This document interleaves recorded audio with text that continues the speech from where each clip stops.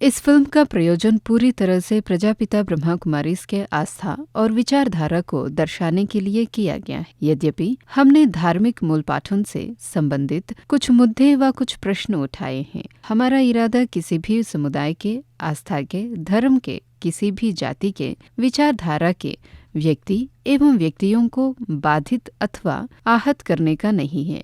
हमारा अभिप्राय तर्कपूर्ण स्पर्धा करना है, बिना किसी आस्था को क्षति पहुंचाए। सभी चित्रित किए गए पात्रों के नाम, पात्र एवं घटनाएं काल्पनिक हैं।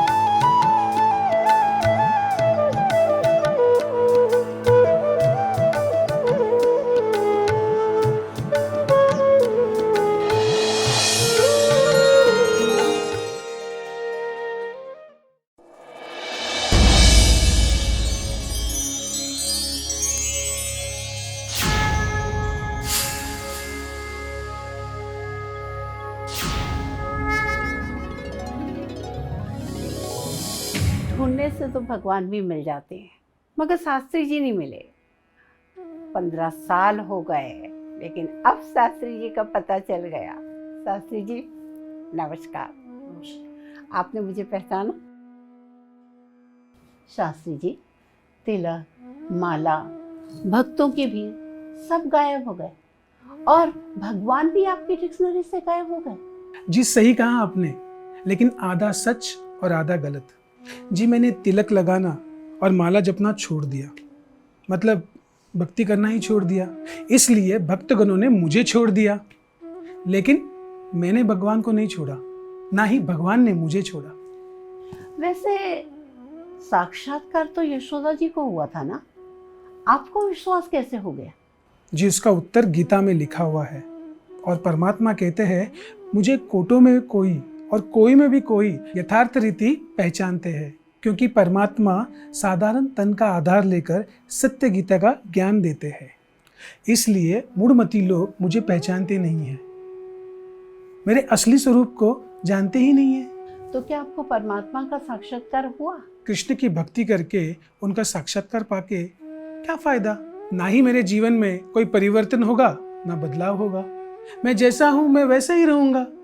चलिए मान लीजिए आपके माता पिता है, क्या आप 24 घंटा उनके नाम की माला जपते हैं? नहीं ना। ऐसे ही भक्ति का फल ज्ञान मिलता है। ज्ञान मतलब श्रेष्ठ मत, परमात्मा शिव बाबा की मत, अर्थात श्री श्री की मत। अब कृष्ण को तो हम श्री श्री नहीं कहते ना, तो परमात्मा के ही सर्वश्रेष्ठ मत। कैसे दिखते हो आप? उनको प्रूव कैसे करेंगे? मैं तो सोच ही रहा था, अभी तक आपने ये प्रश्न मुझसे पूछा क्यों नहीं। सही रूप में आत्मा ही परमात्मा के स्वरूप को जान सकती है, पर शरीर छूटने के बाद शरीर तो खाक हो जाता है और बचती है वो केवल आत्मा। और हम कहते हैं ना कि आत्मा को शांति मिले, ना कि शरीर को। और शरीर तो 5 तत्वों का बना था, तो शरीर तो 5 तत्वों में ही विलीन हो गया, तो बचा गया आत्मा। और आत्मा मानती है कि परमपिता परमात्मा निराकारी है, और निराकारी होने के कारण हम इन आंखों से उन्हें देख ही नहीं सकते। और इसीलिए हमारी याद ठहरती ही नहीं है। मतलब मैं समझी नहीं। हम परमात्मा को ज्ञान के तीसरे नेत्र से देख सकते हैं और सारी शक्तियां भी प्राप्त कर सकते हैं। इसलिए गीता में लिखा है कि मैं जो हूँ, जैसा हूँ, मुझे वैसे ही याद करो। अगर मैं आपके सामने भगवान का नाम लूँ तो आपका पहला ध्यान किधर जाता है? ऊपर। इसका अर्थ क्या हुआ? ऊपर वाला जाने। और ऊपर कौन रहता है? हमारे परम धाम निवासी शिव परमात्मा। यदि भगवान ही श्री कृष्ण है तो सारे धर्म वाले भगवान श्री कृष्ण को ही भगवान मानते। लेकिन ऐसा तो नहीं है ना। आज तक धर्म के नाम पे जितने भी युद्ध हुए हैं वो तो नहीं होते ना। इसका मतलब भगवान है, लेकिन वो श्री कृष्ण नहीं, वो कोई और है जिसको हमने ना ही देखा है ना ही जाना, लेकिन वो है। ऊंचे से ऊंचा भगवान शिव है और उसके बाद ब्रह्मा, विष्णु, शंकर। और कहते हैं ना, ब्रह्मा देवताय नमः, विष्णु देवताय नमः, शंकर देवताय नमः, लेकिन शिव परमात्मा है नमः। परमात्मा सुख के सागर, आनंद के सागर, गुणों के सागर, शक्तियों के सागर है। तो हमें शक्ति कहाँ से मिलेगी? उस परमात्मा से ही ना। परमात्मा ज्ञान और पवित्रता के भी सागर है। जी, आपको उनका नाम पता है? मुझे नहीं पता। जी, उनका नाम है शिव बाबा। कलयुग के बाद तो सतयुगी होगा ना, तो उसकी स्थापना संगम पर ही होनी चाहिए। और शिव भगवान उवाच, मैं कल्प कल्प संगम पर पावन दुनिया बनाने आता हूँ। सभी आत्माओं को दुखों से मुक्त करने वाला वो है परमात्मा। हम बाबुल के कांटों को फूल बनाने वाला है वो है परमात्मा, ना कि श्री कृष्ण, क्योंकि श्री कृष्ण तो स्वयं फूल है। श्री कृष्ण ने आदि सनातन देवी देवता धर्म की स्थापना तो नहीं की थी, वो तो परम पिता परमात्मा ने की थी, और वो भी पवित्रता के बल पर। श्री कृष्ण ने कभी किसको बच्चा बच्चा कहकर तो नहीं बुलाया, क्योंकि वो खुद बच्चे थे। और कृष्ण को उनके स्थान पर प्रस्थापित किसने किया? शिव बाबा ने। पर उनका नाम तो गायब ही हो गया और कृष्ण जी का नाम आ गया। अब पिता का नाम हटाकर पुत्र का नाम हो गया। आपका कहने का मतलब है कि गीता को डिफेम किया गया है, पिता की जगह पुत्र का नाम दिया गया है। जिसे हम श्री कृष्ण कहते हैं या श्री कृष्ण के नाम से पुकारते हैं, वो तो एक छोटा बच्चा था। और गीता का ज्ञान तो किसी छोटे बच्चे ने तो नहीं दिया। श्री कृष्ण का राज तिलक होने के बाद नाम नारायण हो गया था, और नारायण ने तो गीता का ज्ञान दिया ही नहीं। और शास्त्रों में तो कहीं लिखा नहीं है कि गीता का ज्ञान नारायण ने दिया है। देखिए, हम श्री कृष्ण जी को देख सकते हैं, इसलिए हमने उनका नाम डाल दिया। हिंदू धर्म तो कोई है ही नहीं। तो आप पूछोगे कि हमारा धर्म है कौन सा? तो हमारा आदि सनातन देवी देवता धर्म है, जिसकी स्थापना परम पिता परमात्मा शिव बाबा ने की। जी, आप भी तो जर्नलिस्ट है, आपकी विवेक बुद्धि क्या कहती है? और आप मुझे बताइए कि सनातन देवी देवताओं का जन्म कैसे हुआ? जी, मैं आपको बताता हूँ। देवी देवताओं की उत्पत्ति पवित्र संकल्प शक्ति से हुई, ना कि विकार से, और वो भी पवित्रता के बल पर। क्योंकि स्वर्ग में तो देवी देवता धर्म होगा, और वो भी बाप ने ही रचा होगा, अर्थात परमपिता परमात्मा ने। और वहां भगवान खुद आए होंगे ना, और भगवान ने आकर बच्चों को राजयोग सिखाया होगा। इसलिए सिर्फ एक मत उस परमपिता परमात्मा की है, परंतु श्री श्री का गायन परमात्मा का है ना कि कृष्ण जी का। क्या आपने मान लिया कि गीता का भगवान कृष्ण नहीं शिव है? नर से नारायण तो बाप ही बनाएगा ना कि श्री कृष्ण। अब पहला धर्म कौन सा स्थापन हुआ था और किसके द्वारा? क्योंकि स्वर्ग में तो देवी देवता धर्म होगा, और वो भी बाप ने ही रचा होगा, अर्थात परमपिता परमात्मा ने। माफ करना शास्त्री जी, कहने में तो थोड़ा संकोच लग रहा है, लेकिन आपकी तो दुकान बंद हो गई। अब तो मुझे दुकान चले या नहीं चले कोई परवाह ही नहीं है, क्योंकि स्वर्ग का वर्षा देने वाला जो मिल गया है। और सिर्फ वो मुझे वर्षा नहीं दे रहा है, पूरी दुनिया को वर्षा दे रहा है वो। और सभी शास्त्र गीता के ही तो बच्चे ठहरे ना। वर्षा तो केवल बाप ही देंगे ना कि चाचा, मामा, गुरु आदि ये लोग वर्षा देंगे। माफ करना, मैं आपसे एक प्रश्न करना चाहूंगी, कहीं वो प्रश्न आपको क्रोधित ना कर दे। क्या आप हमें बता पाएंगे कि गीता में लिखा है कि काम महाशत्रु है, क्या आपने काम पे जीत पाई है? जी, अब मैं तो नाराज ही नहीं होता और गुस्सा करने का तो सवाल ही पैदा नहीं होता। पहले क्या था ना, मुझे फिक्र थी दुकान चलाने की, क्योंकि भगवान के नाम का ठेका जो लेके रखा था मैंने। जी, बात तो सही है आपकी। ना मैं अपने गृहस्थ को आश्रम बना पाया, ना ही दूसरों को सच्चा रास्ता दिखा पाया। लेकिन आपने तो गृहस्थ आश्रम का सुख भोग लिया, ना आप पवित्र रहे, ना अपने चेलों को आपने पवित्र बनाया, तो ये दोनों बात विरोधाभास नहीं लगती आपको? दुनिया में जितने भी दुख है उसकी असली जड़ तो ये काम विकार है, जिसे हम काम वासना कहते हैं, और अभी हम उसे कामना का स्वरूप देते हैं। और हमें लगता है कि यदि काम विकार नहीं होगा तो ये दुनिया कैसे चलेगी। श्री कृष्ण के अंत जन्म पर उनका नाम ब्रह्मा रख दिया, और ब्रह्मा ने तो कोई गीता ज्ञान दिया ही नहीं। अब ये ब्रह्मा बीच में कहाँ से आ गया? ओहो, लाइट चली गई। चलो कुछ और दिखा देते हैं, क्योंकि लाइट जा रहा है।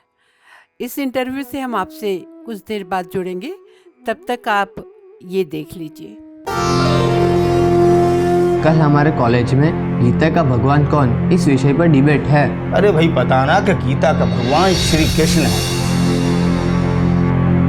हमारे कॉलेज का एक विद्यार्थी है, उसका मानना यह है कि गीता का भगवान श्री कृष्ण नहीं बल्कि कोई और है।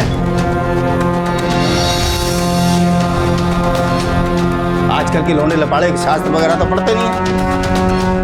देखो, इस महापंडित आनंद मणि को इन दोनों बहनों का सम्मान करने जा रहा है। न वेदों को मानती हैं, न शास्त्रों को।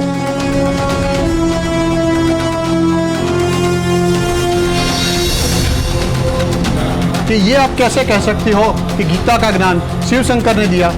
कुरुक्षेत्र के मैदान में तो कहीं शंकर का नामो निशान नहीं था।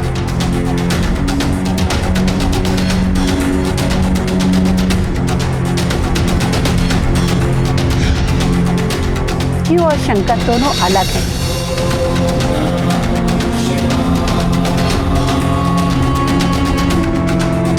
लो जी, ये कौन से शास्त्र में लिखा है कि शिव और शंकर अलग अलग हैं?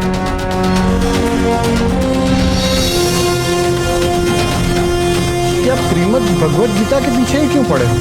गीता तो सर्वशास्त्र शिरोमणि है। देखिए भैया, फिल्में तो आपने बहुत सारी देखी होंगी और हीरोज को एक्ट करते भी देखा होगा, लेकिन अब आ रही है एक ऐसी फिल्म जिसमें आप जानेंगे सुप्रीम हीरो के बारे में। हाँ, हीरोज के भी बाप, और जानेंगे उस सुप्रीम डायरेक्टर के बारे में जिसे कभी नहीं देखा होगा। सही कह रहे हैं भैया, वही जिससे अटूट रिश्ता है आपका और हमारा, और जो है बेहद का प्यार का सागर। वही जिसने कर्म क्षेत्र पर महाभारत युद्ध से पहले दिया गीता का दिव्य ज्ञान। अब आपके पास है मौका अर्जुन बनकर उसके विराट रूप को जानने का। ओम शांति।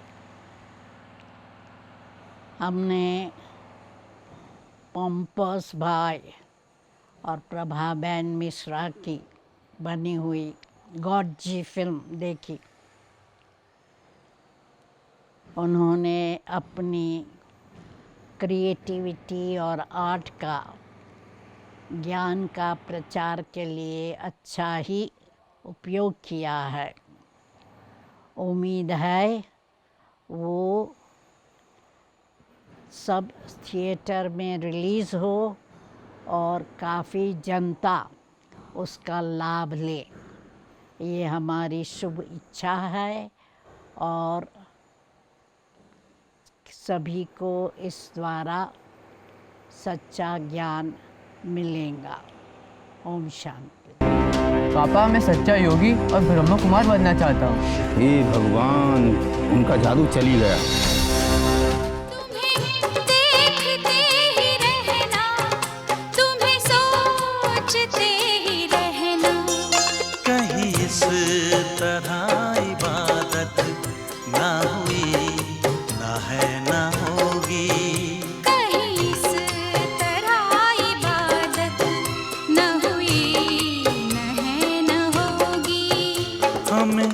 आपसे शिकायत ना हुई ना है ना होगी, कभी दिल से कम मोहब्बत न हुई न है न होगी। आप अपना दामन बचाने के लिए मेरे बेटे पर झूठा लांछन लगा रहे हैं। इसने जानबूझ के भगा दिया उसे।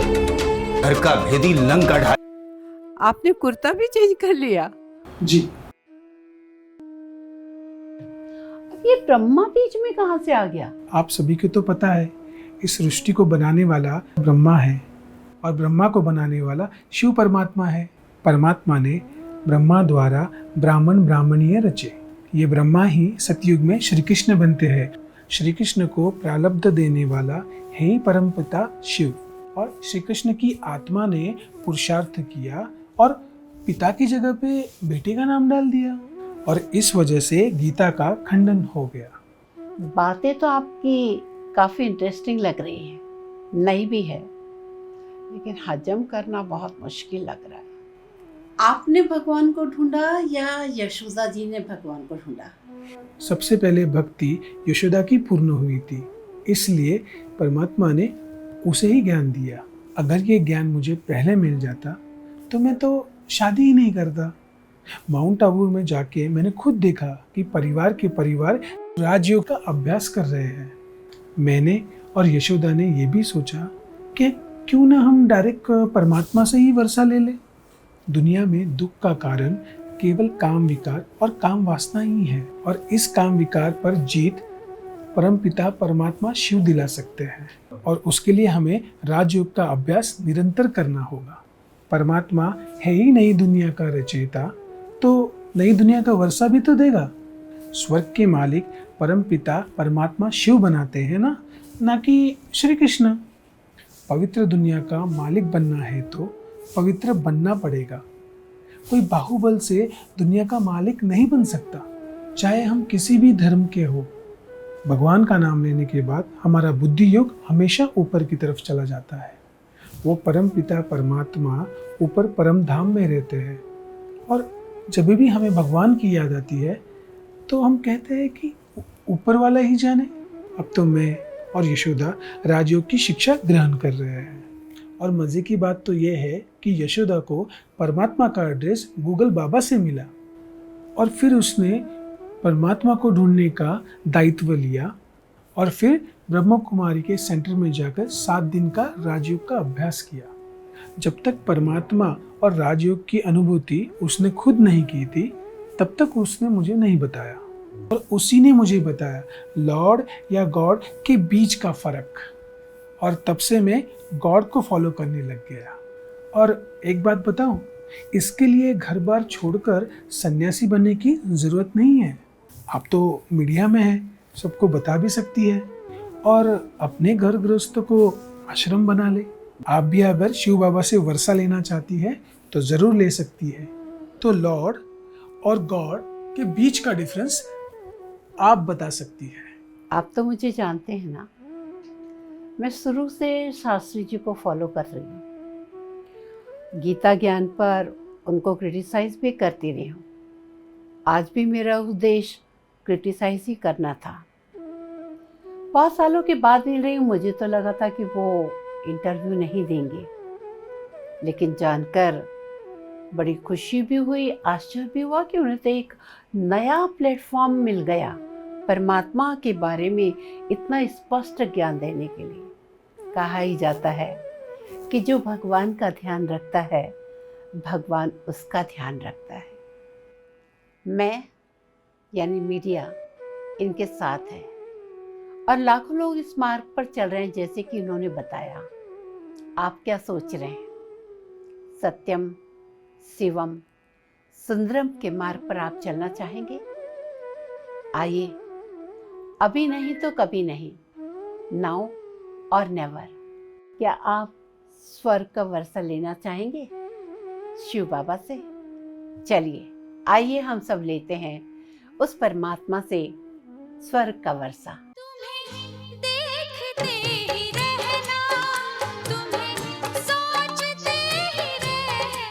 गॉड जी सर्मोनाइजर ऑफ गीता, अर्थात गीता का भगवान गॉड है। इस संबंध में एक छोटी सी फिल्म आपके समक्ष प्रस्तुत होने जा रही है। इसको प्रस्तुत करने का अर्थ है कि सभी का नाता अपने परम पिता से जुड़ जाए, क्योंकि हम भी निराकार आत्माएं हैं, लेकिन अपने को भूलते भूलते हम अपने को साकार मनुष्य मान बैठे हैं। इसलिए साकार जो हमारे देवी देवता हैं उनसे ही हमारा संबंध है, उनकी हम भक्ति करते हैं, उनसे ही हम प्यार करते हैं। इसमें कोई हर्जा नहीं है। श्री कृष्ण या श्री राम महान देवता थे, नेक्स्ट टू गॉड उन्हें कहा जा सकता है। परंतु यदि हमें उनके समान बनना हो तो हमें अपनी बुद्धि का नाता निराकार परमात्मा से जोड़ना होगा। यही सिखाती है श्रीमद् भगवत गीता। ये कौन से अधिकार की बात कर रही है? ये तो ऐसे बोल रही है जैसे भगवान इसका बाप है? और हम तो जैसे कुछ है ही नहीं, तुच्छ है। आपने नहीं सुना है, भगवान के हाथों मरने पर तो तुरंत मुक्ति मिल जाती है। कि इन बहनों के पास शास्त्रों से बढ़कर भी कुछ अलग ज्ञान है। हमारी तो ये मान्यता है कि स्वर्ग का द्वार नारी ही खोल सकती है। नारी नर्क का क्या छोड़ो है? अरे विनाशकारी विपरीत बुद्धि। क्या भगवान को बार बार गीता का ज्ञान सुनाने आना पड़ता है? पर असल में फर्स्ट प्राइज तो सिर्फ शिव बाबा का है। ये ध्यान में रखते हुए इस छोटी सी फिल्म की रचना की गई है और हमें पूर्ण विश्वास है कि देवी देवता धर्म की सभी आत्माएं, आदि सनातन देवी देवता धर्म के सभी फॉलोअर्स इस सत्य रहस्य को अनुभव करेंगे कि यदि हम निराकार सर्वशक्तिवान परमपिता से अपना संबंध जोड़ लें, जिसे राजयोग कहा गया है गीता में, तो हम श्री कृष्ण जैसे देवता बन सकते हैं। नर से नारायण और नारी से श्री लक्ष्मी बन सकते हैं। हमें पूर्ण विश्वास है ये फिल्म आपके जीवन को नई दिशा प्रदान करेगी, आपके विचारों को महान बनाएगी और आपको सोल कॉन्शियसनेस में स्थापित करके निराकार परमपिता से बुद्धि योग जोड़ने में सार्थक भूमिका निभाएगी। ओम। इस दिल की सल्तनत की तुम ही हो हुक्मरानी,